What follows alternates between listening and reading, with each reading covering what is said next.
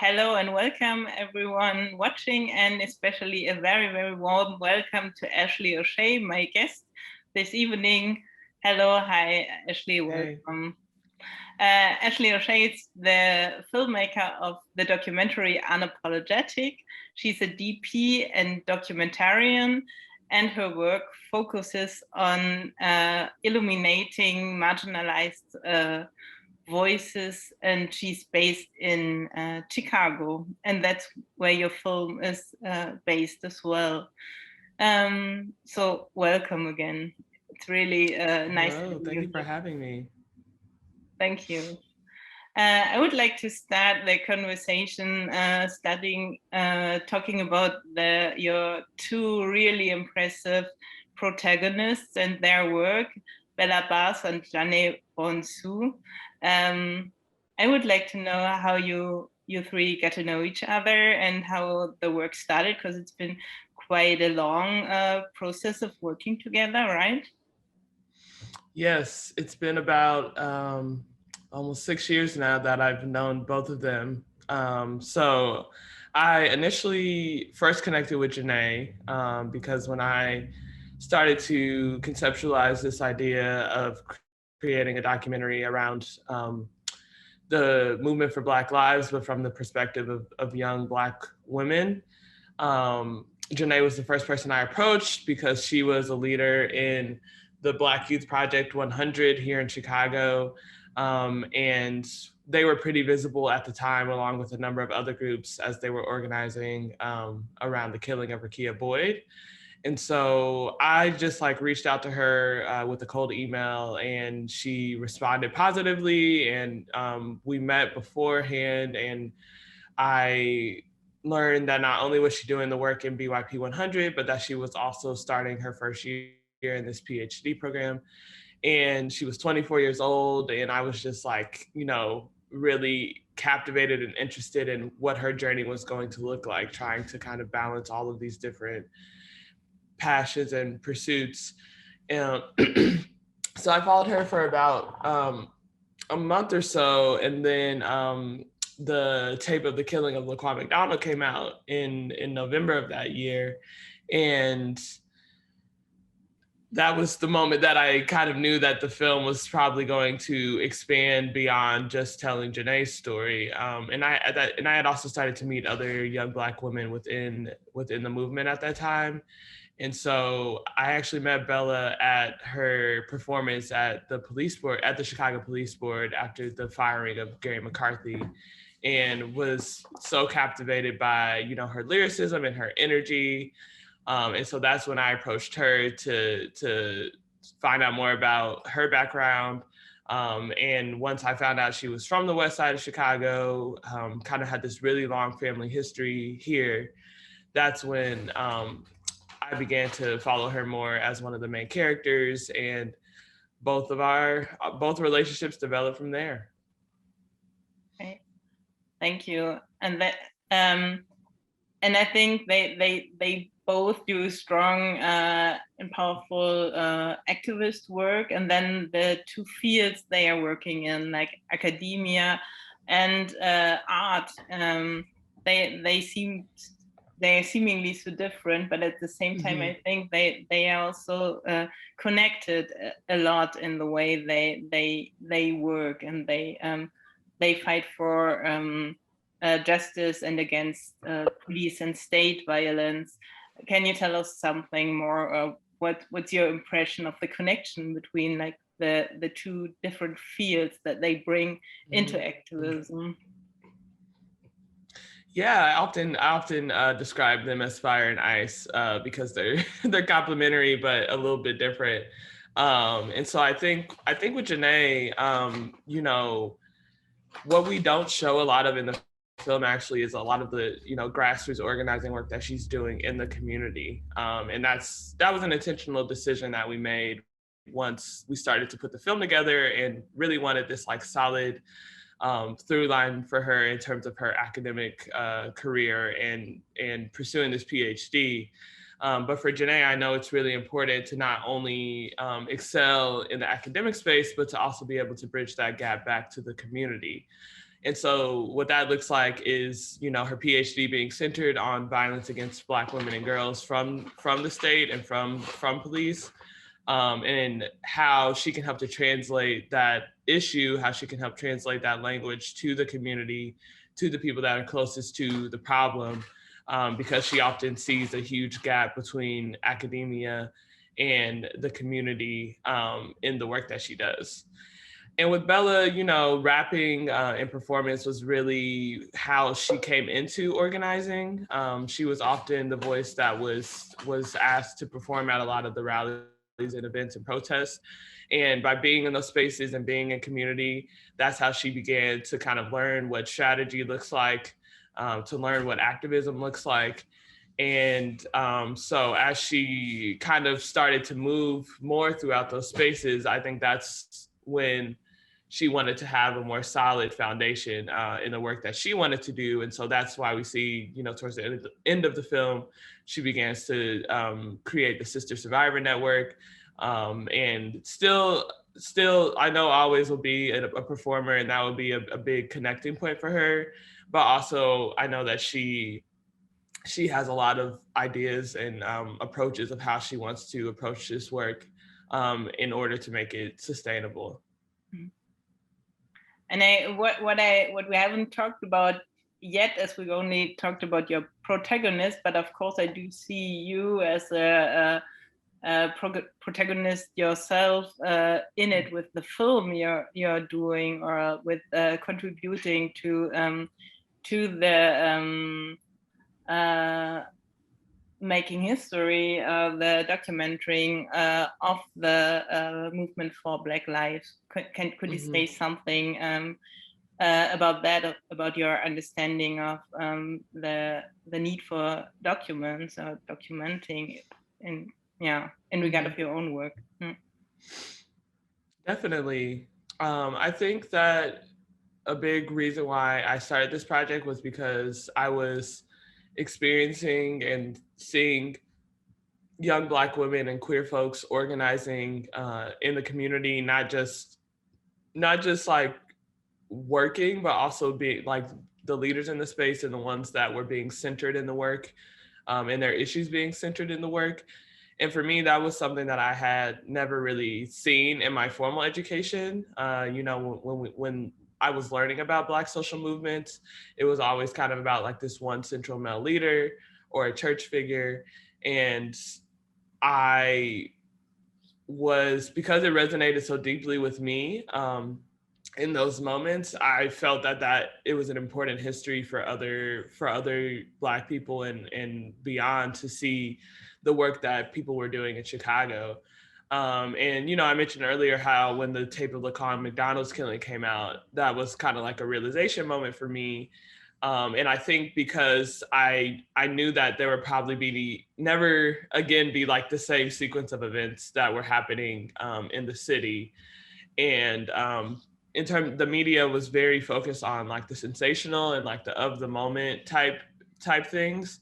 But I knew that having kind of an immersive experience where we're not only going to protest and rallies with these two women, but we're also experiencing life with them and seeing how they're growing and changing over the course of many, many years was something, you know, is important to the archive.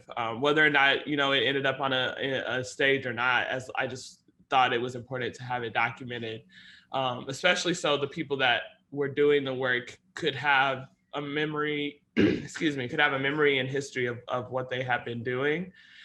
Because oftentimes they're so deep in it, you know, they can't see the forest from the trees. So I was just excited to have the opportunity and honored to be able to capture the work they were doing, you know, just for archival purposes. Yeah, thank you. I actually found two quotations in your film, one by Bella and one by Jane, that sounded quite filmic to me as well. Do you mind if I read them? No, go for it. There's one scene when Bella says, "I see the world through the lens of the west side of Chicago," and there's the lens, and the lens comes again in Jane's. quotation BYP 100 being an organization that explicitly say that we organize this Black queer feminist lens. So how can we find this lens in your work as well? What lens do you use? Yeah, those are great quotes. And that I never noticed that they both used the word lens at some point. So that was not intentional, but I'll take it. Yeah, for me specifically, I'm looking through the lens of a young Black woman as well. I'm not from Chicago. I'm from Indianapolis, which is a city not too far from here. But I grew up in the Midwest, as we call it in America, my whole life. And I often say, I have been in Black community my whole life, but I've also specifically been around Black women my whole life, whether that's in my home, at church, in my community. And so I never tried to kind of separate or divorce that perspective from the film work that I'm doing, because this kind of insistence on, I guess, so-called objectivity, or looking at things straight down the middle, I think is kind of doesn't get to the root that everybody is influenced by their experiences and their perspectives. And so I try to gravitate naturally towards what most naturally, attracts me. And that often ends up being stuff like work about my community or stories about my community. But it's also exciting for me because I feel that often marginalized groups aren't afforded the opportunity to see themselves through a stylistic aesthetic, or in ways that the media hasn't kind of forced our portrayal to be. And so the work that I do is to try to break that perspective and break that mainstream narrative, to reflect all of the experiences I had growing up as a Black woman, cinematographer, all these different things. But I always, my identity definitely always informs my work. And I think growing up in the Midwest and having a great community through my family and beyond is really, really helped to shape that. Mm-hmm. Thanks. And one last thing, maybe I'm getting back to points we already touched, but the movement you're portraying is, you're portraying it in a way that's really intersectional, of course, female and also queer. And could you say something about those aspects and also in relation to your own work? For sure. So I think the Black queer feminist lens in particular, that we touch on in the film, has been at the center of a lot of the work for different organizations here in Chicago, probably within the past, 5-6 years or so. But it's something that has undergirded social movements for a long time, but just hasn't really been uplifted. And it's really this idea, I said in the film at some point, that no one's free until we're all free.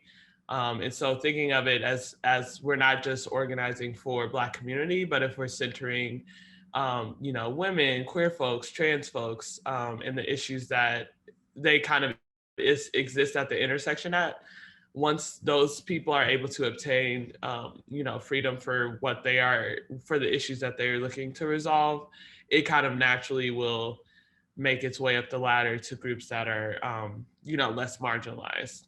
And so that was the lens that so many organizers were looking through over the course of my film.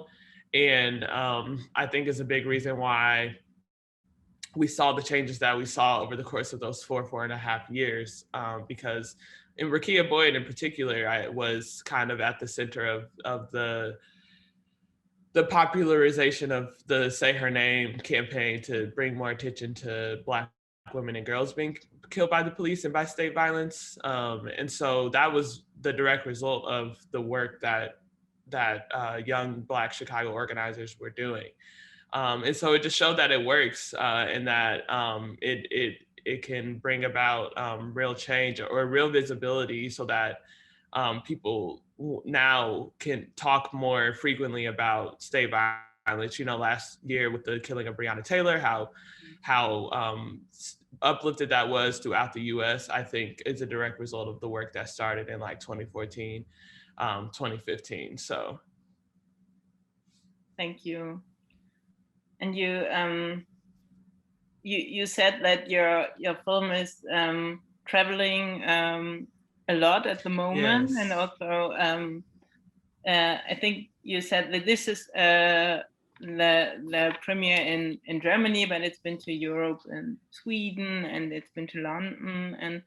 And what about where do you want your film to be seen, and whom do you want your film to see as well? Yeah. I mean, I want everyone to see it. But I think in particular, we're definitely, we hope that young people of color in particular see the film, especially those that kind of can have a gateway into organizing and still kind of have that energy and that attention that is necessary to build a long-term movement. We are actually, while we're still doing festivals, we're also going to have a broadcast premiere in the US on PBS POV in December. So that everybody will be able to watch it then. If not on that day, then for the 30-day window after that. And we're also hoping to do a theatrical, we're not hoping, we're planning to do a theatrical release. Starting in August, but those details are still kind of forming. And like I said, we're still doing festivals as often as we can. So yeah, if folks want to keep up with us, they could go to unapologeticfilm.com, and there's like a watch tab that has all of the upcoming screenings. And is there, of course, the movement for Black Lives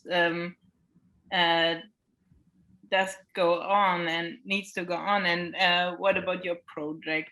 How's that? Are you working with them still? Yeah. Yeah, I mean, I'm still very good friends with Janae and Bella, and check in with them often about. Janae's almost done with her proposal or with her dissertation. Yeah. And Bella, recently started writing for a Black publication here that my producer co-founded actually, called The Tribe. And she's also continuing to kind of center her performance or doing more music, which is great to see. Mm-hmm. And yeah, I mean, I'm always going to be an avid supporter of the movement. As I mentioned young people earlier, so I'm kind of like less in the streets than I used to be. But Chicago continues to organize and forge ahead. Just last night, they are back outside the mayor's house protesting her anti-Black policies and practices. So they're not letting up anytime soon. And if anything, I've just seen it grow so much over the past 6, 7, 8 years, and I know it'll continue to create change here in the city. Okay. Yeah, thank you. And also, please send our greetings to, or say hi to both of them as well. And sure. yeah, and tell them how much we are impressed by their and also your work of documentary. Absolutely. Thank you. And before we finish our conversation, I would like to know if there's anything I forgot to ask you, or for that you think is important to talk about that I haven't mentioned. Or yeah, I mean, I always just encourage people to if they're interested in getting involved with the movement, to really look at the work that's already being done in your community, and because I guarantee in 9 times out of 10 that it is, to think about how your skills can be best lent to the movement. There's so many different ways to get involved, whether it's through writing or spoken word or mutual aid, and to just meet the movement. Allow the movement to meet you where you're at, and do what feels the most natural, because that's what's going to help us build sustainable movement practices. For me, that was making a film. For Janae, it's through her PhD. For Bella, it's through her rapping, her raptivism, as she calls it. And so I always just kind of leave people with that charge, because the film can definitely leave you feeling a little despondent, but I also hope it creates an energy and excitement in you that allows you to connect with the work being done in your community. I'm pretty sure it does. For me, it does. Good. It's doing what it's supposed to do. So again, thank you so much for sending us your work, and thank you so much for the talk, for the Q&A, and yeah, good luck with everything, and yeah, thank you. My pleasure. Thank you.